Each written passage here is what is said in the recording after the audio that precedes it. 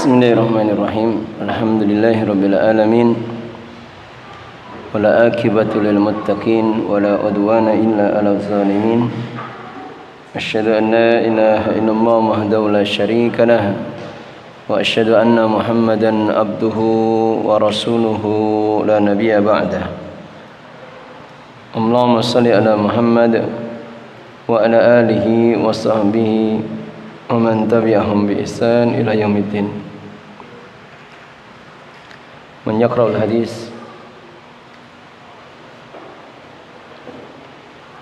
عندك حديث لا ها عندهم تفضل تفضل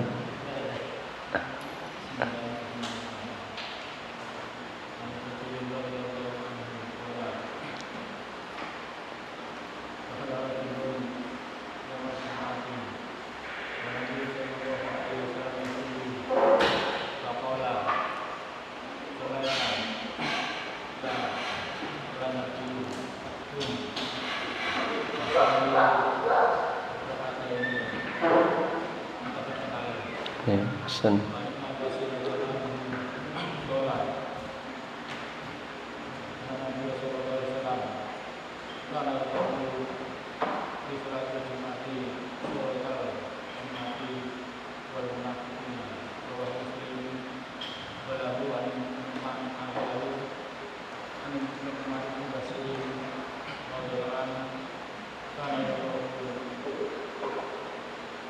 Salatul Id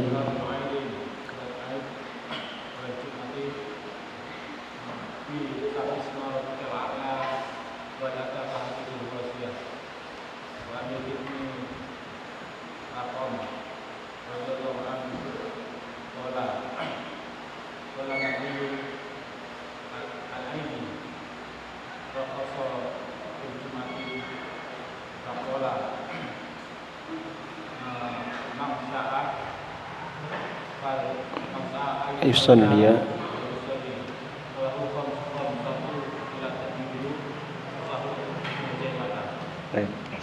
barakallahu fikum. Masuk pada hadis setelahnya. Berkata Al-Imam Ibnu Hajar Al-Asqalani rahimahullah ta'ala, salatun nafli ba'dal jum'ati wa ahkamuha. Bab salatun nafli, salat nafilah atau salat sunnah, ba'dal jum'ati, setelah salat Jumat, wa ahkamuha, dan hukumnya. Berkata penulis rahimahullah ta'ala, wa an Abi Hurairah radhiyallahu an qala Rasulullah sallallahu alaihi wasallam, idza shalla ahadukum al-jum'ata falyusalli ba'daha arba'an. Dari Abu Hurairah radhiyallahu an beliau berkata, qala Rasulullah, berkata Rasulullah sallallahu alaihi wasallam, idza shalla ahadukumul jum'ah, jika salah seorang di antara kalian itu telah salat Jum'ah, falyusalli ba'daha arba'an, maka hendaknya dia salat setelah salat Jumat itu arba'an 4 rakaat. Baik.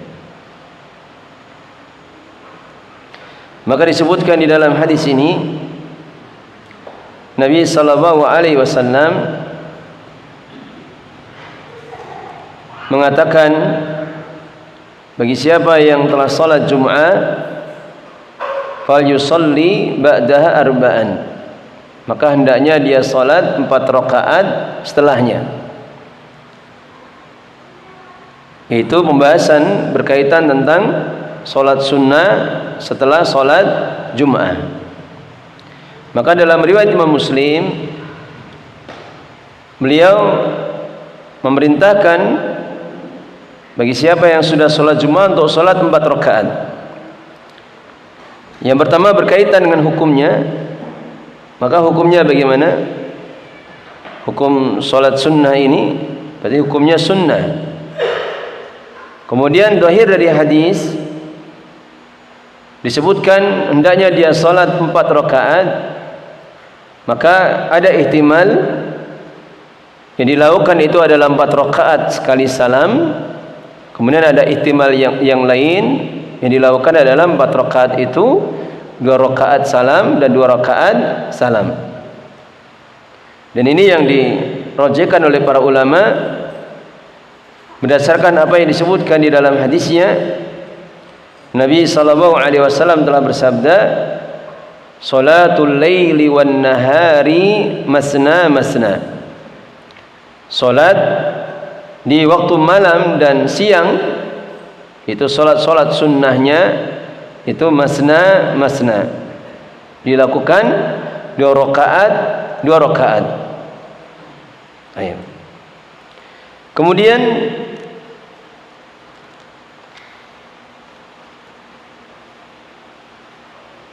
bagaimana penjelasan para ulama berkaitan dengan sholat sunnah setelah sholat Jum'ah ini? Maka disebutkan di dalam hadis yang lain dari sahabat Ibnu Umar radhiyallahu anhuma dalam Sahih Bukhari dan Muslim, Nabi sallallahu alaihi wasallam kana yusalliha fi baitihi rak'ataini. Nabi sallallahu alaihi wasallam dulu beliau setelah sholat Jum'ah maka beliau sholat lagi di rumahnya 2 rakaat. Sehingga seakan-akan ada tanakut, ada apa? Bertentangan antara hadis Abu Hurairah ini dengan hadis Ibnu Umar. Kalau hadis Abu Hurairah di dalam bab ini Rasulullah memerintahkan berapa rakaat? 4 rakaat. Dan 4 rakaat ini tidak disebutkan secara sharih apakah dilakukannya di rumah atau di masjid.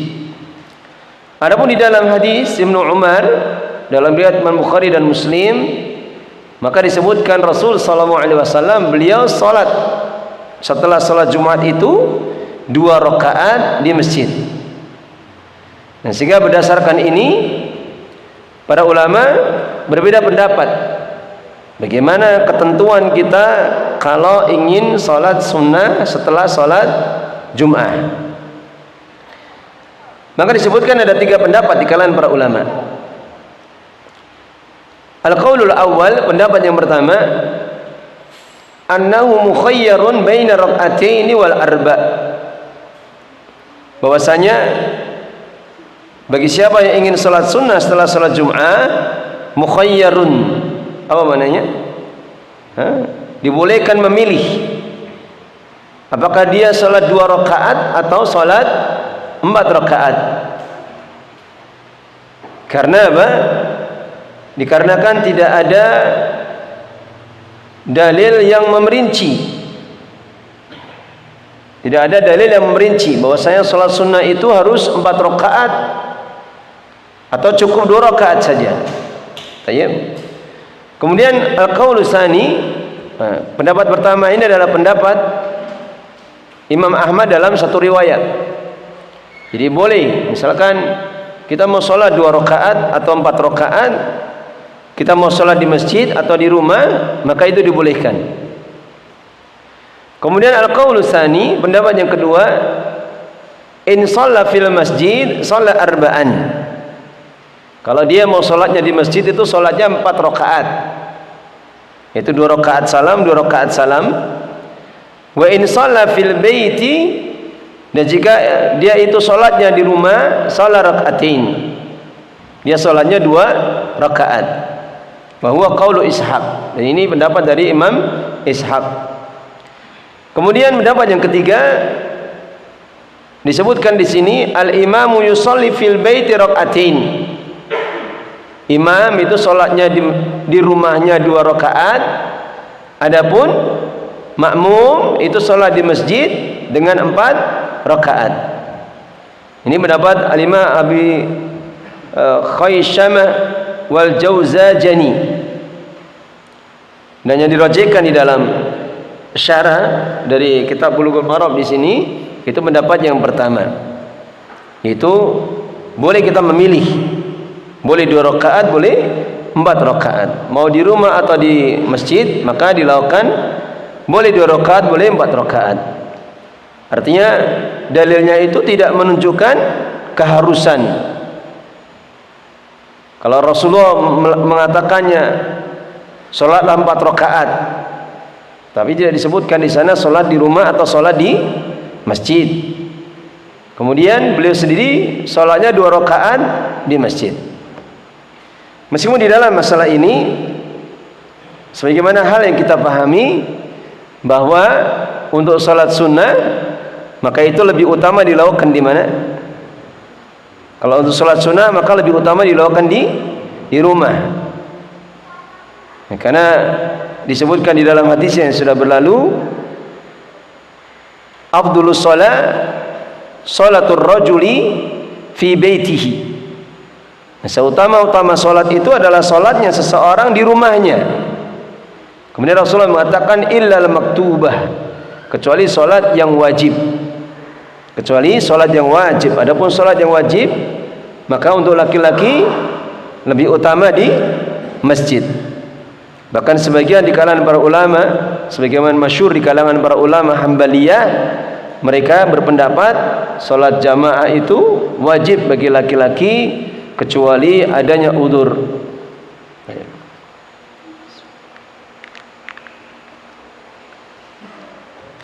Kemudian masuk pada hadis setelahnya. Bab hukmi faslil faridati anin nafilah. Bab hukmi faslil faridah. Hukum memisahkan al-faridah, salat wajib, anin nafilah, dari salat sunnah. Hukum memisahkan antara salat wajib dengan salat sunnah. Wa an Sa'ib bin Yazid radhiyallahu anhu anna Muawiyah qala lahu.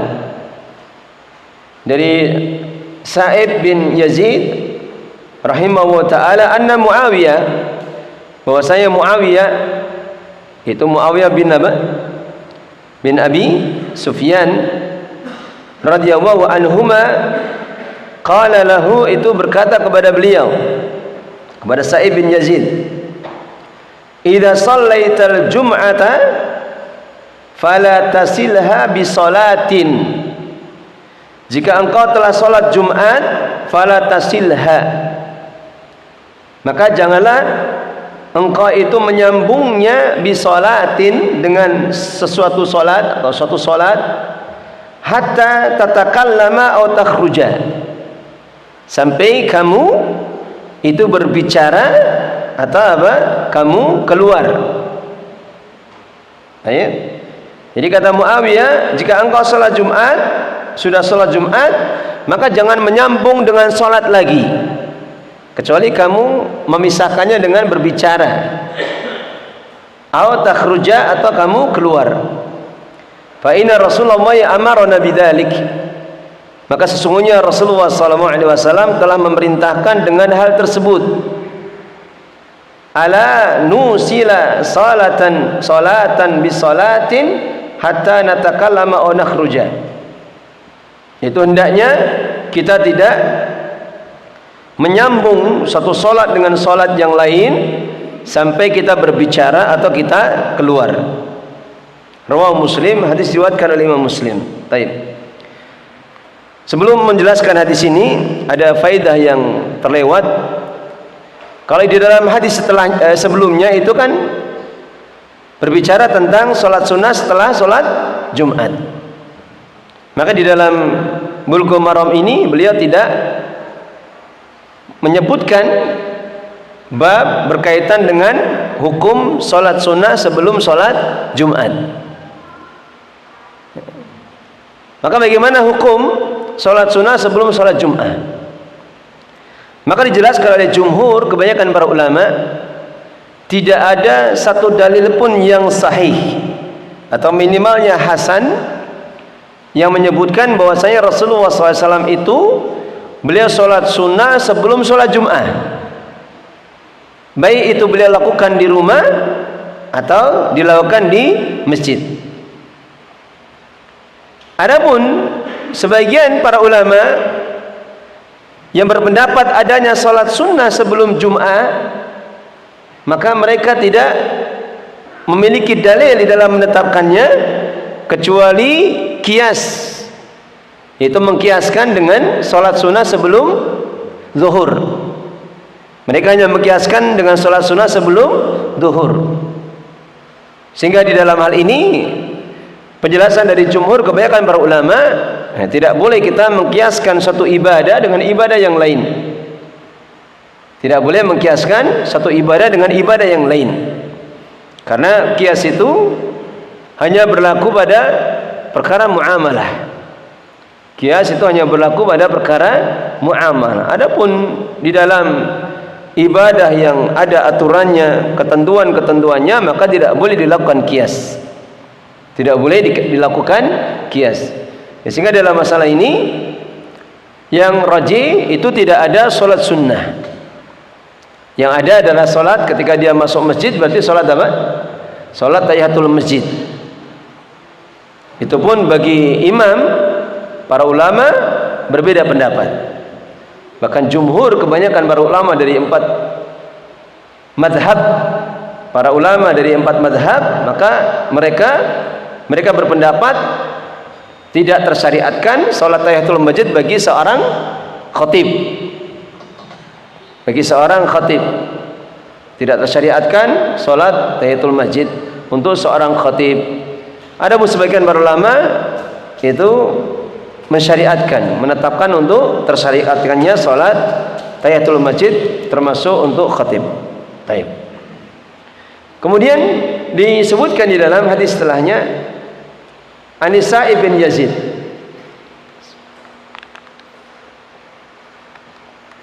bahwasanya beliau mengatakan bahwa Muawiyah itu telah berkata kepadanya, "Idza shalaital jum'ah fala tasilha bi shalatin hatta tatakallama aw takhruja."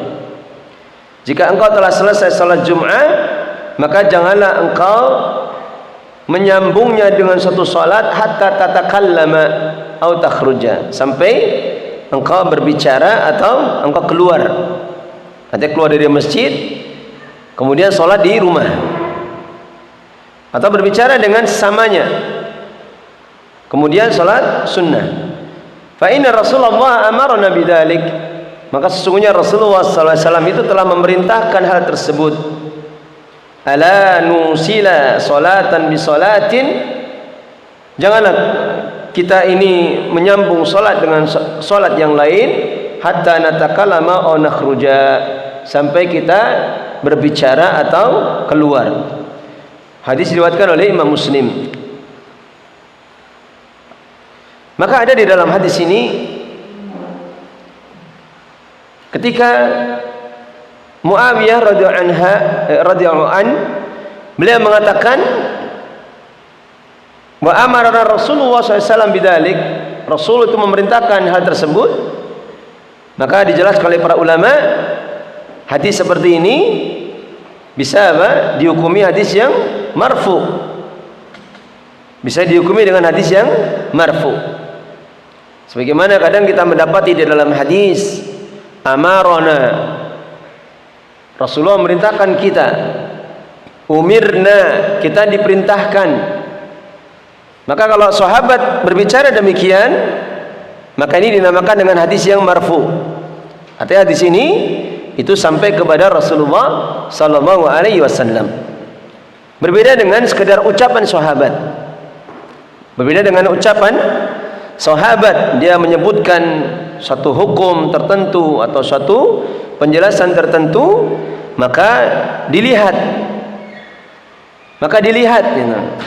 Apakah ada riwayat yang lain yang menguatkan bahwasanya ucapan sahabat ini adalah ucapan Rasulullah sallallahu alaihi wasallam, sehingga tidak boleh dihukumi dengan hadis yang marfu yang sampai kepada Rasulullah sampai adanya bayan, penjelasan bahwasanya itu bukan sekedar ucapan sahabat, akan tapi itu adalah ucapan Rasulullah sallallahu alaihi wasallam. Oleh karena itulah kadang kita mendapati hadis-hadis di dalam Bulughul Maram ini, kadang sebagian para ulama ketika menyebutkan ucapan atau qaul dari sahabat, sebagian ada mengatakan itu hukumnya marfu, bahkan ada yang mengatakan hukumnya mauquf. Apa makna mauquf?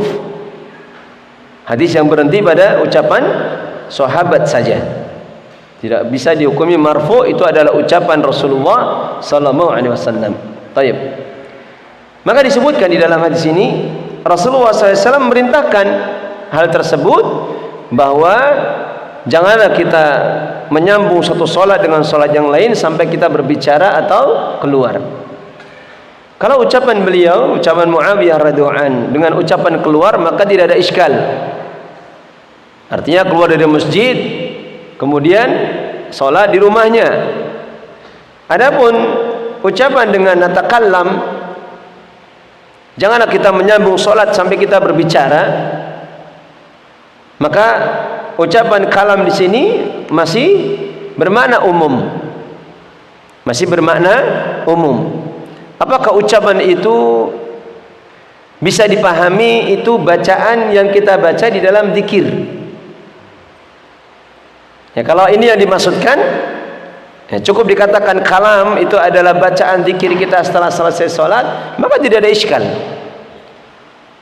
Kapan kita selesai zikir, maka kita sholat sunnah. Adapun kalau dipahami bahwasanya kalam di sini itu kalam manusia, karena bacaan zikir setelah sholat itu masih dalam cakupan kalam sholat. Dalam arti kalau orang itu dia berbicara di dalam sholat dengan bacaan-bacaan zikir setelah sholat, maka dikatakan oleh para ulama itu masih termasuk bacaan-bacaan yang bisa dikatakan itu bacaan seperti bacaan sholat. Sehingga sebagian para ulama memahami bahwa yang dimaksudkan dengan kalam, yang seseorang berbicara ketika dia ingin menyambung satu sholat dengan sholat berikutnya, itu adalah kalam manusia. Itu adalah kalam manusia. Ya, kalau seperti ini berarti menjadi iskal untuk kita. Apakah kalau kita ingin sholat sunnah setelah zikir ba'da sholat kita harus menyalangi dengan berbicara? Sehingga disebutkan penjelasannya diantaranya oleh Al-Imam An-Nawawi, bahwasanya beliau mengatakan fihi dalilun lima qalahu ashabuna. Ini adalah dalil apa yang disebutkan oleh teman-teman kami, anna nafilata ratiba wa ghairaha yustahabbu ayatahawwala laha an maudi'il faridah ila maudi'in akhar. Kata beliau bahwasanya salat-salat sunnah ratibah dan salat sunnah yang lainnya itu disunahkan untuk berpindahnya dari tempat wajibnya dia kepada tempat yang lain untuk melakukan salat sunnah. Baik. Jadi yang pertama dipahami apa yang dikatakan oleh Rasulullah SAW dari perintah beliau untuk menyelengi dari sholat Jum'ah dengan sholat sunnah setelahnya itu dipahami itu adalah satu perintah yang hukumnya sunnah, satu perintah yang hukumnya sunnah. Artinya seandainya kita tidak melakukan atau membawa kepada apa yang dipahami oleh sebagian oleh para ulama bahwa kalam itu cukuplah bacaan zikir yang kita baca setelah sholat Jum'ah. Sehingga ada iskal lagi. Lalu bagaimana kalau ada setelah sholat Jum'ah dia tidak berzikir sama sekali, kemudian sholat lagi, sholat sunnah maksudnya. Kalau sholat menjamak dengan asar mengambil pendapat yang membolehkan, maka tidak ada iskal. Tapi kalau setelahnya dia langsung sholat sunnah, maka ini jadi iskal. Maka berangkat dari apa yang disebutkan di dalam hadis ini, maka tentunya yang utama kita mengikuti petunjuk Nabi sallallahu alaihi wasallam. Kemudian ucapan Al-Imam An-Nawawi, disunahkan bagi seseorang untuk berpindah tempat. Jadi misalkan dia setelah sholat wajib, kalau dia mau sholat sunnah maka disunahkan untuk berpindah tempat. Kemudian beliau mengatakan di antara hikmahnya liyaqsura mawadi'a sujudihi, untuk membanyakkan tempat-tempat sujudnya, untuk membanyakkan tempat-tempat sujudnya. Hanya saja illah ini diingkari oleh sebagian para ulama. Illah, hikmah atau keutamaan untuk membanyakkan tempat-tempat sujud itu, illah ini diingkari oleh sebagian para ulama. Dan mereka mengatakan karena tidak ada dalil yang menyebutkan akan hikmah atau illah tersebut. Baik. Sehingga dipahami dari hadis ini, satu sunnahnya kita menyelingi solat satu dengan solat yang lain itu dengan kalam, dengan ucapan. Sebagian para ulama membawa makna mencukupkan dengan bacaan zikir, ada sebagian yang membawa kepada makna kalam itu adalah kalam manusia. Kemudian juga disunahkan, saya tidak tahu, mungkin ada antum yang pernah membaca hadisnya, berkaitan dengan disunahkannya berpindah dari sholat wajib. Kapan dia ingin sholat sunnah, maka disunahkan untuk mencari tempat lain, bukan tempat di mana dia sujud. Hanya saja tidak disebutkan di dalam Bulughul Maram di sini. Baik.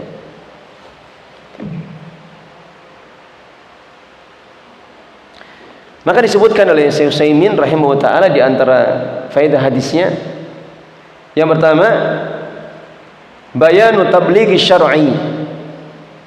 Bayan tablighi syar'i, penjelasan untuk menyampaikan syariat. Penjelasan untuk menyampaikan syariat. Sebagaimana ucapan Nabi sallallahu alaihi wasallam, ballighu anni walau ayah. Sampaikanlah dariku meskipun satu ayat. Artinya ketika ada hajat, memang kita butuh untuk menjelaskan, maka dijelaskan. Artinya apalagi berkaitan dengan kesalahan-kesalahan sholat. Kalau di dalam hadis ini kan ketentuannya berkaitan dengan perkara yang sunnah saja. Sehingga kalau misalkan kita mendapati melihat perkara yang keliru dan memungkinkan kita untuk menyampaikan, maka hendaknya disampaikan. Kalau memungkinkan untuk disampaikan, maka hendaknya disampaikan. Dan itu termasuk di antara amar ma'ruf nahi munkar. Ya, termasuk misalkan keadaan antum di kampung, di masjid kampung atau di musala kampung. Kalau memang kita punya ilmunya, ada yang keliru pada imam, maka hendaknya apa? Disampaikan. Ketika itu berkaitan dengan hak makmum. Kalau sekedar perkara-perkara yang mungkin kita pahami itu perkara kebid'ahan, dan kalau disampaikan itu akan menimbulkan kemudaratan atau perselisihan, dan tentunya kebanyakan mereka akan serta-merta untuk menolaknya, maka ini perkara yang bisa jadi ma'dzur, diberikan udzur. Tapi kalau hal yang disepakati, maka paling utamanya disampaikan. Misal apa? Misal kalau ada imam yang bacaannya salah, apalagi salahnya di Al-Fatihah misalkan, maka itu hanya disampaikan. Kalau salahnya itu sampai merubah makna. Kalau salahnya sampai merubah makna, harus disampaikan itu. Diberanikan diri. Meskipun setelahnya mungkin imamnya mutung. Biasanya marah ya. Tapi kalau kita sholat di situ itu hak kita.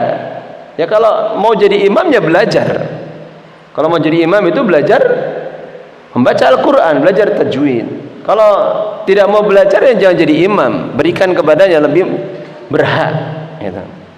Termasuk apa yang kadang sering kita temui dan beberapa kali juga saya sampaikan. Kadang ada imam-imam yang tidak sadar. Ada kesalahan-kesalahan yang dilakukan. Seperti dia kadang membaca takbir intiqal. Intiqal apa maknanya? Perpindahan. Itu kadang dibaca ketika sempurnanya rukun. Ketika setelah sempurnanya rukun. Kayak kadang membaca misalkan rukuk sempurna baru membaca Allahu Akbar. Sujud sempurna baru membaca Allahu Akbar. Maka ini keliru. Ya, kata Syekh Utsaimin rahimahullah taala, jika dilakukan dengan sengaja maka sholatnya bisa batal. Tapi karena kejahilan tidak tahunya maka bisa jadi ma'dzur. Tapi yang namanya kesalahan maka bisa mengurangi kesempurnaan pahala dari sholat jamaah. Nah ini kalau kita tahu kita sampaikan. Karena banyak imam-imam yang kadang tidak sadar itu. Termasuk bisa jadi para ikhwah sendiri. Itu karena tidak sadar, dia menyangka ini hal yang tidak keliru, bukan hal yang salah. Sehingga ketika tidak ada yang mengkoreksi ya tidak tahu kekeliruannya. Baik. Kemudian yang lainnya, yang setelahnya al-istidlalu bil ahadisi an-nabawiyati. Itu beristidlal, menjadikan dalil dengan hadis-hadis Nabi alal masailil ilmiyati, pada perkara-perkara ilmiah. Berdalilkan dengan hadis Nabi pada perkara-perkara ilmiah. Ilmu maksudnya. Karena Nabi sendiri kadang ketika beliau menjelaskan satu permasalahan, beliau menyebutkan dengan dalil, beristidlal dengan ayat. Beliau kadang apa? Beristidlal dengan ayat.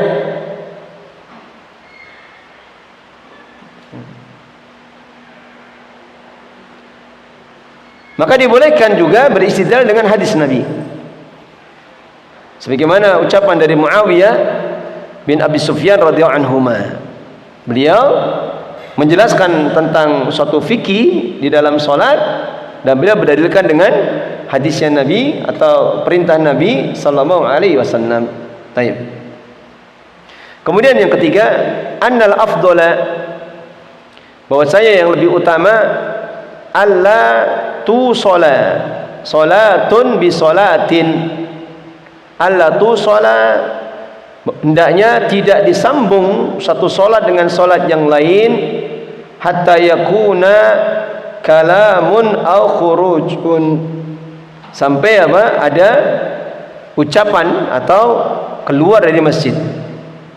Ini yang lebih utama. Artinya perintah ini hukumnya hanya sunnah. Perintah ini adalah hukumnya sunnah. Baik. Kemudian setelahnya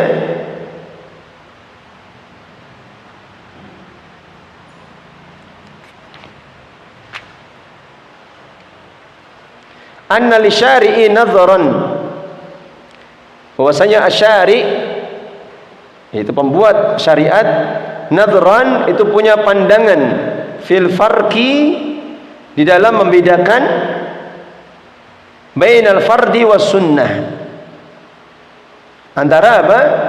Ibadah yang wajib dengan ibadah yang sunnah. Artinya syariat itu memberikan perhatian untuk membedakan antara ibadah yang wajib dengan ibadah yang sunnah, sehingga tidak tercampurkan perintahnya. Meskipun yang namanya ibadah itu, kapan kita melakukan satu amalan ibadah, apakah ibadah yang kita lakukan itu perkara yang wajib atau perkara yang sunnah, maka itu tentunya kembali kepada apa? kepada niat kita. Ya, kalau kita niatnya salat wajib berarti wajib. Kalau niatnya salat sunnah maka niatnya adalah salat sunnah. Cuman di sini ada apa? Perhatian dari Asy-Syari' untuk membedakan antara salat yang wajib dengan salat yang sunnah. Baik.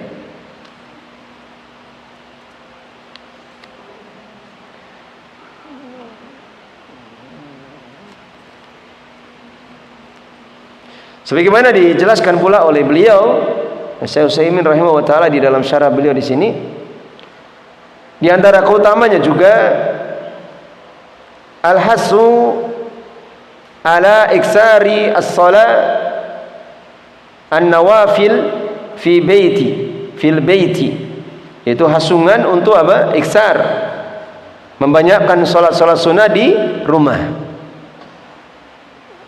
Artinya hadis ini ada isyarat bahwasanya ketika Nabi mengucapkan demikian, memerintahkan demikian, itu ada isyarat bahwasanya yang utama adalah hendaknya seseorang membanyakkan salat-salat sunnah itu di rumah. Apa ilahnya? Ilahnya apa? Kenapa kita yang utama itu membanyakkan salat-salat sunnah itu di rumah saja? Yang pertama adalah menjaga apa? Menjaga keikhlasan atau menjauhkan dari riya. Menjaga keikhlasan dan menjauhkan dari riya. Artinya kapan seseorang itu keadaannya ketika tersembunyi itu lebih baik ketika dibandingkan dengan dalam keadaan dilihat saudaranya, maka itu hal yang paling utama. Itu hal yang paling utama. Meskipun boleh saja karena mungkin alasan lainnya, kalau di rumah nanti lupa atau diganggu sama anaknya, atau rumahnya sempit, atau apa, karena di masjid itu lebih nasyat, lebih bersemangat itu. Nah, seperti ini dibolehkan. Tapi kalau kita bicara tentang mana yang lebih utama, maka kembali kepada apa yang disebutkan di dalam hadis yang kita baca tadi. Afdalu sholatir rajuli fi baitihi illal maktubah. Salatnya seorang yang paling utama itu salatnya di rumahnya, illal maktubah, kecuali salat yang wajib. Dan ini berlaku untuk kaum laki-laki. Kemudian disebutkan oleh beliau di antara ilahnya juga bahwa untuk anak-anak yang belum tamyiz, maka penanaman salat itu bisa dilakukan ketika orang tua banyak melakukan salat sunnahnya di rumah. Ya, karena Nabi SAW kan memerintahkan untuk anak itu salat pada umur berapa? 7 tahun. Artinya kalau sebelum tamyiz, pikirannya belum dolor kalau bahasa kita itu, maka asalnya apa? Tidak perlu diperintahkan. Dan cukup anak itu melihat kepada orang tuanya ketika dia sholat di rumah, atau anak itu melihat uminya, ibunya ketika sholat di rumah. Baru kalau kemudian dia sudah dolor, dia bisa membedakan mana yang baik dan mana yang buruk. Dia paham yang namanya sholat itu tidak boleh ganggu yang lain. Dia sholat itu di hadapan Allah. Ketika orang tua menanamkan ini, baru seperti ini diperintahkan. Ya, sehingga apa yang disebutkan di dalam hadisnya ketika Nabi SAW mengatakan, muru auladakum bisolati inda sab'in. Perintahkanlah anak-anak kalian untuk sholat ketika umur 7 tahun. Itu maknanya apa? Berarti anak yang belum tamyiz itu harusnya tidak boleh ke masjid. Anak yang belum tamyiz itu harusnya tidak boleh ke masjid. Kenapa? Karena kebanyakan anak seperti itu akan mengganggu yang lain dengan lari-lari dan sebagainya, bicara sendiri. Dan ketika anak itu mengganggu sampai mengganggu kekhusyuan, maka seperti ini orang tuanya yang bertanggung jawab, atau bisa dikatakan orang tuanya yang berdosa ketika sampai mengganggu jamaah yang lain.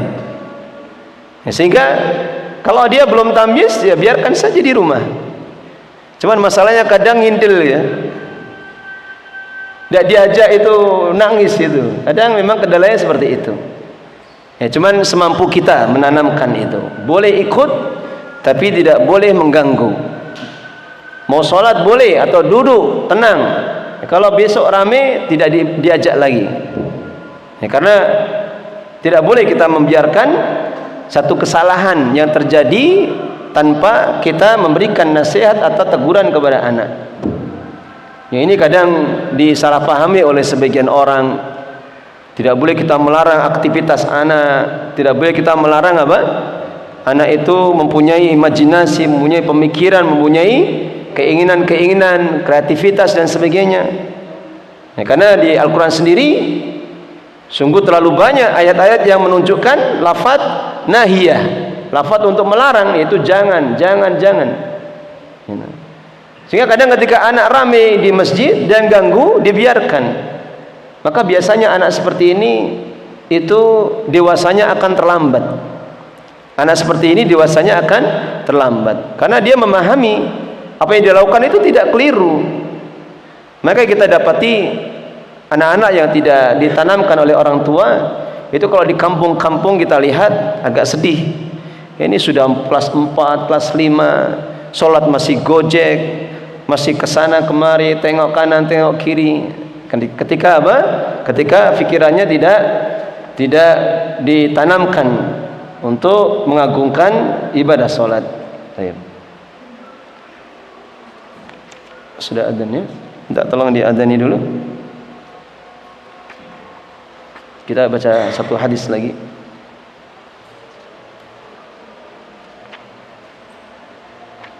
Insyaallah.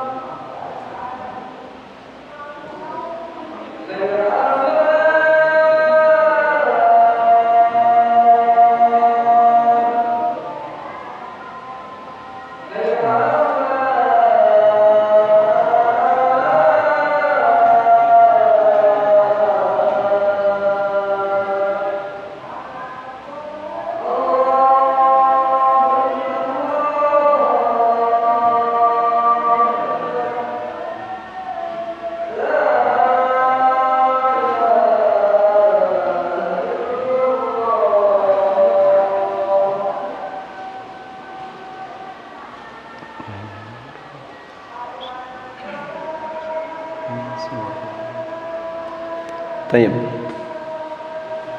Kita baca satu hadis setelahnya, kemudian kita jelaskan secara ringkas saja.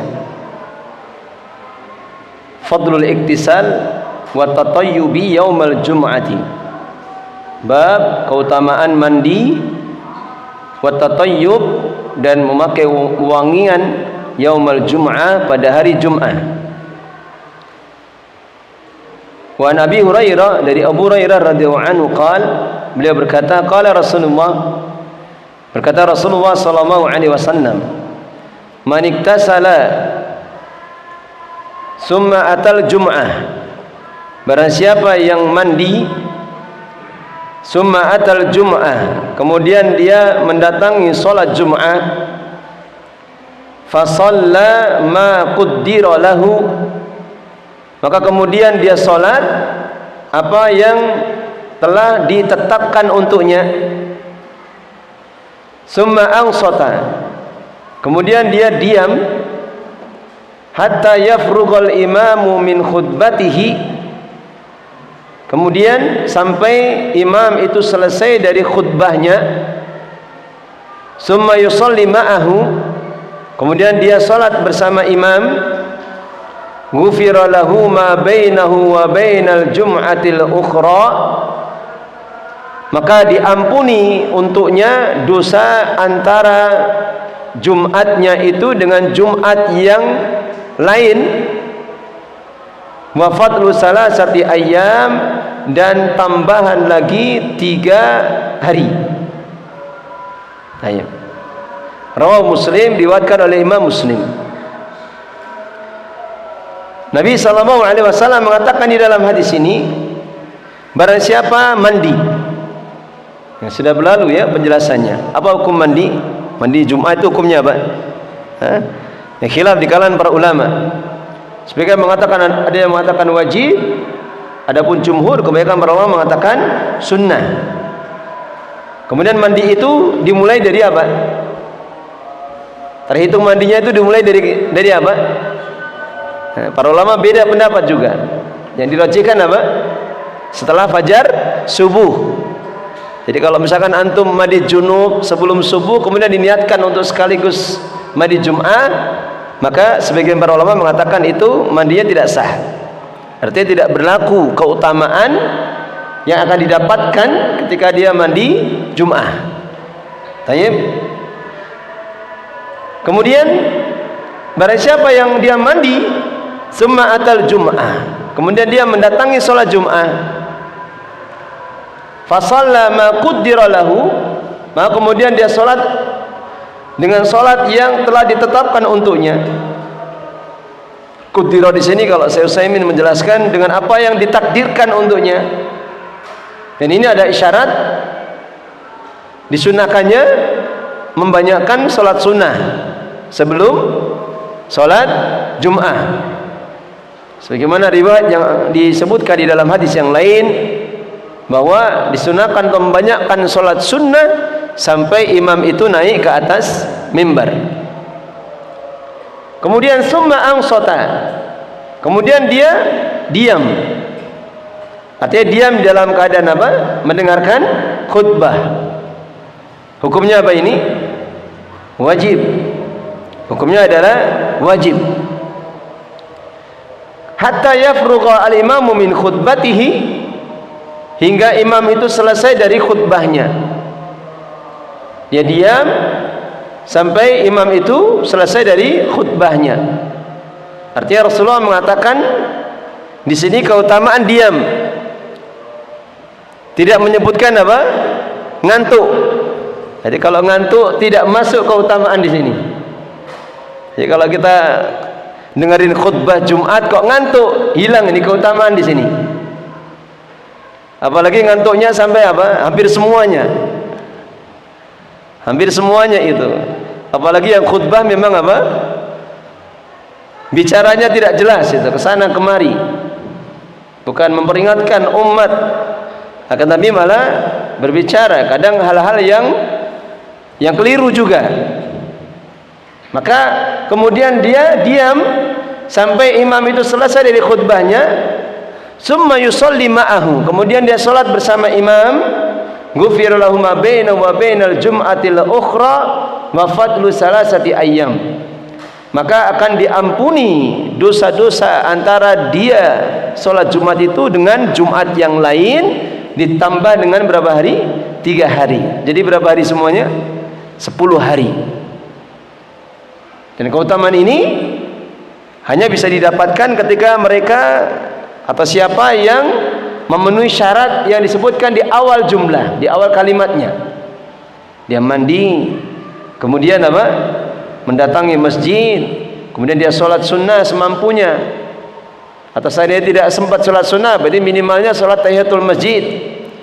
Nah, kemudian dia diam mendengarkan khutbah sampai dia salat bersama imam. Maka syarat-syarat ini yang harus terpenuhi ketika seorang menginginkan keutamaan untuk diampuni dosa-dosanya antara Jumat itu dengan Jumat yang lainnya. Sebagian para ulama mengatakan Jumat setelahnya, akan tapi yang dirajikan oleh jumhur itu Jumat yang sebelumnya. Karena dosa itu adalah apa yang sudah berlalu. Sehingga hadis ini adalah hadis yang menjadi bayan atau takyid dari apa yang disebutkan di dalam hadis yang lain. Ketika Nabi SAW pernah bersabda, as-salatul al-khamsu wal jumu'ah ilal jumu'ah wa ramadan ila ramadan mukaffiratun lima bainahunna idza ujtunibatil kaba'ir. Bahwasanya salat 5 waktu dari maghrib ke isya, isya ke subuh, terus demikian. Kemudian salat Jumat yang satu ke Jumat yang setelahnya. Kemudian antara satu Ramadan dengan Ramadan yang berikutnya itu bisa menggugurkan dosa-dosa di antara keduanya dengan syarat idza usnibatil kaba'ir, jika didahului dosa-dosa besar. Nah, kapan seorang bisa menjauhi dosa-dosa besar, maka bisa menghapuskan dosa-dosa di antara keduanya. Maka berkaitan dengan khusus antara satu Jumat dengan Jumat setelahnya, maka hadis Abu Hurairah ini riwayat Imam Muslim itu menjadi takyidnya. Ada syarat-syarat yang harus terpenuhi bagi siapa yang menginginkan untuk mendapatkan keutamaan diampuni dosa-dosanya. Baik. Maka ada di dalam hadis ini disebutkan oleh Syekh Utsaimin, yang pertama fadilatul iktisal, keutamaan dari mandi ketika sholat atau mandi ketika hendak sholat Jum'ah. Baik. Kemudian di antaranya juga ini ucapan beliau ya, annahu laisa lil Jum'ah sunnah ratiba qablaha, bahwasanya sholat Jumat itu tidak memiliki sunnah rotibah sebelum Jumat. Karena memang di hadis ini tidak disebutkan bahwasanya itu adalah sholat sunnah qabliyah, hanya disebutkan sholat secara mutlak saja, disebutkan sholat secara mutlak. Kemudian kata beliau, anna af'alal ibad muqaddaratun lillah, bahwasanya perbuatan-perbuatan hamba itu sudah ditakdirkan. Nah, ketika Nabi SAW mengatakan fasalla ma qaddira lahu, kemudian dia salat dengan apa yang telah ditakdirkan untuknya. Kemudian juga keutamaan fadilatul insat halal khutbah, keutamaan untuk diam ketika khutbah.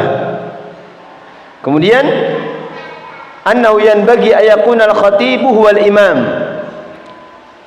annahu yanbaghi ayakuna al-khatibu huwal imam, hendaknya yang menjadi khatib itu adalah imamnya juga. Nah, yang menjadi khatib itu adalah imamnya juga. Ya, karena ucapan Nabi itu seperti rangkaian. Meskipun kalau seandainya imamnya beda, boleh tidak? Boleh. Ya, sebagian para ulama mengatakan boleh. Itu bukan syarat imam dan khatib harus sama. Termasuk ketika sholat Id, Idul Fitri, Idul Adha. Ya, misal imamnya mungkin dari segi bacaan kurang, maka lebih utama malah yang lainnya untuk membaca. Baik. Kemudian jawazul kalam bainal khutbatain, bolehnya berbicara di antara khutbah.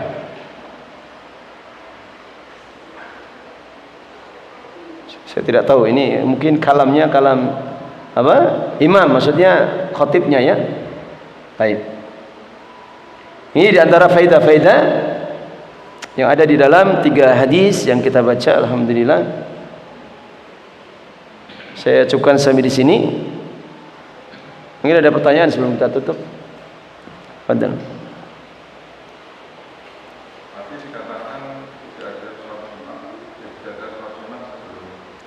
Qabliyah Jum'ah.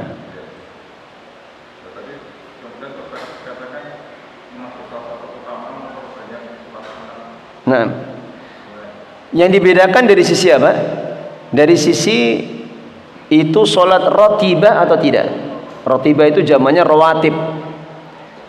Paham ini? Seperti sholat duhur.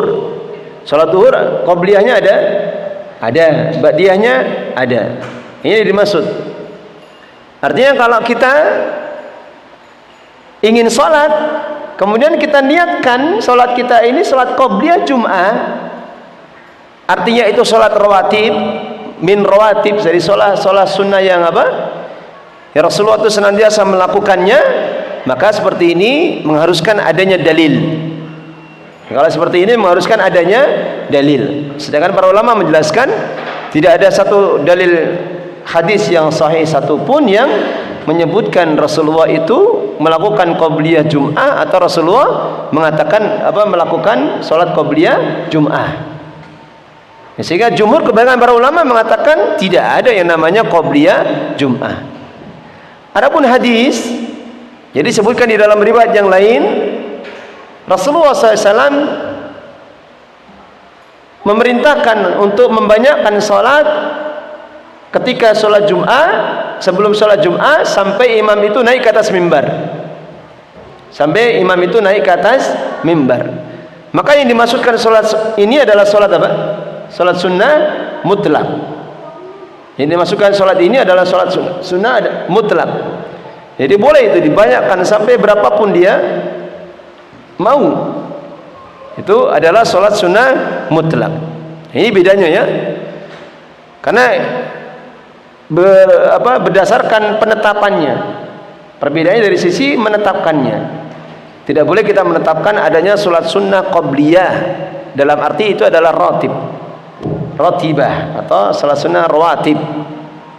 Yang ada adalah sholat sunnah rawatib ba'da Jum'ah. Adapun sholat-sholat sunnah yang mutlak, maka itu dibolehkan. Ayo. Karena kebiasaan kaum muslimin kan mereka melakukannya setelah adzan yang pertama. Ya.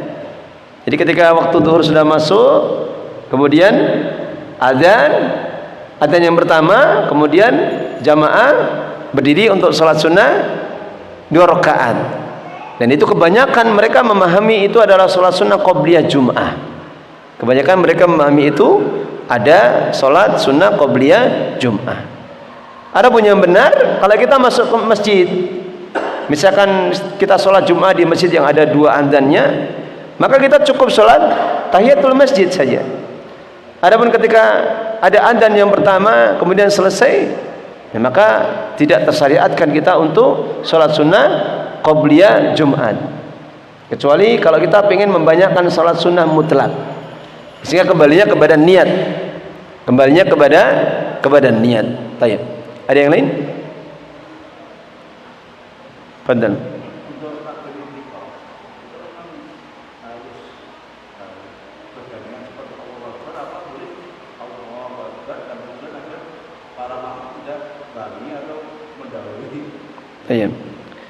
Memang sebagian alasan, kalau yang faham maksudnya, sebagian alasan kenapa imam kadang takbirnya itu diakhirkan, terutama ketika sujud ya. Kalau rukuk kan pendek sekali. Ketika sujud kenapa diakhirkan, bahkan kadang dibaca setelah sempurnanya rukun, artinya dia sudah sempurna sujud baru kemudian membaca takbir. Itu kebanyakan alasannya biar makmum tidak mendahului. Tapi alasan ini tidak dibolehkan. Alasan ini tidak dibolehkan. Karena yang namanya takbir intiqal, apa makna intiqal tadi? Perpindahan. Jadi kata intaqala yantaqilu intiqalan. Itu perpindahan. Artinya takbir bacaan Allahu Akbar itu dibaca antara satu rukun dengan rukun setelahnya. Sehingga kapan seorang itu dia sudah bergerak kepada rukun setelahnya dan sempurna, baru kemudian dia membaca, maka ini yang tidak dibolehkan. Tapi seandainya dia membaca, kemudian sebagian dari bacaan takbir intiqal itu masuk ke dalam rukun setelahnya, maka seperti ini ma'dzur, diberikan udzur. Sebagaimana penjelasan dari Utsaimin yang sudah berlalu. Jadi misalkan ketika dia ruku, Allahu Akbar, yang penting sudah dibaca sebelumnya. Ketika dia sudah sempurna ruku baru bar, itu tidak ada masalah. Sama halnya ketika sujud. Ketika sujud dia baca Allahu Akbar. Barnya ketika apa? Sempurna sujud, menempel di lantai, maka seperti ini ma'fu, diberikan udzur. Karena adanya apa? Masyaqqah, kesulitan kita untuk menjaga. Tapi kalau sampai dia sempurnakan rukunnya, kemudian dia baca takbirnya, maka ini maknanya memasukkan bacaan takbir tadi ke dalam rukun setelahnya. Padahal itu bukan bacaan rukun itu. Nah, sehingga ini bahkan dikatakan oleh Syekh Utsaimin rahimahullah taala itu bisa membatalkan salat kalau dia tahu ilmunya. Kalau sudah tahu hukumnya, dia lakukan sengaja, maka ini tidak boleh. Ya, sehingga semampu kita. Ya kalau kita baca ya ketika perpindahan. Kalau kita baca ketika perpindahan. Seandainya nanti ada yang masuk sebagian akhir dari bacaan takbir itu di rukun yang sudah sempurna, maka tidak mengapa. Tayyib. Ada yang lain? Ada.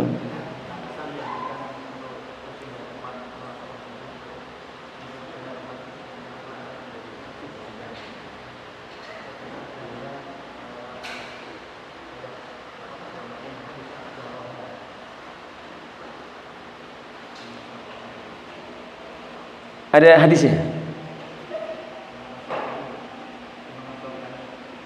Pendapat beliau.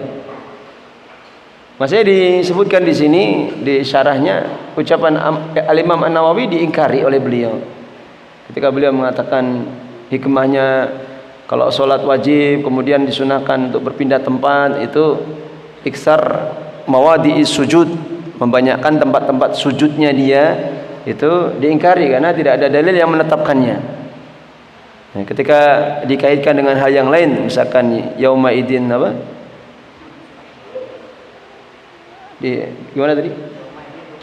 Yauma idin tuhaddisu akhbaraha. Pada hari itu bumi itu mengkhabarkan apa? Kabarnya. Artinya ketika ahwal yaumul qiyamah kelak itu, ketika bumi diguncangkan dalam surah Al-Zalzalah, maka bumi mengkhabarkan apa yang diwahyukan kepadanya. Maka apakah ini maknanya kemudian bisa dibawa kepada ihtimal membanyakkan tempat sujud agar bumi semakin memberikan saksi untuknya? Allahu a'lam bissawab. Saya belum, dulu pernah mendengar itu, tapi tidak tahu kalau ada riwayat hadis yang menetapkannya. Tanya. Ada yang lain? Fadal.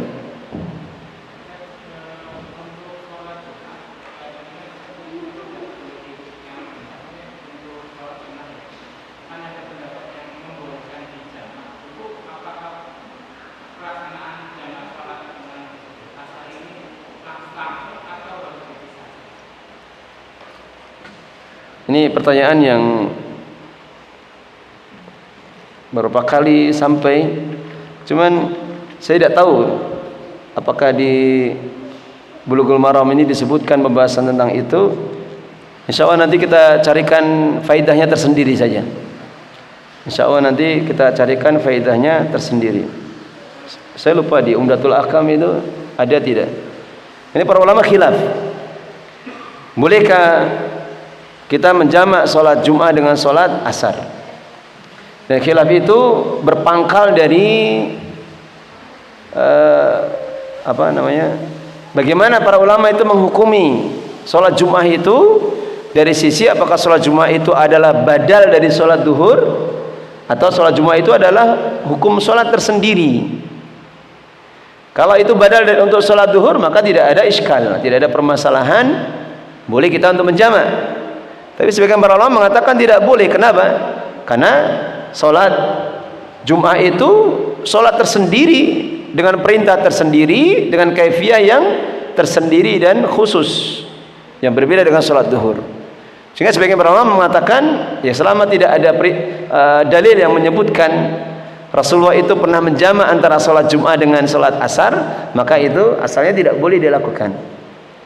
Karena kalau beliau kondisi safar, maka beliau tidak pernah sholat Jumat dalam keadaan safar.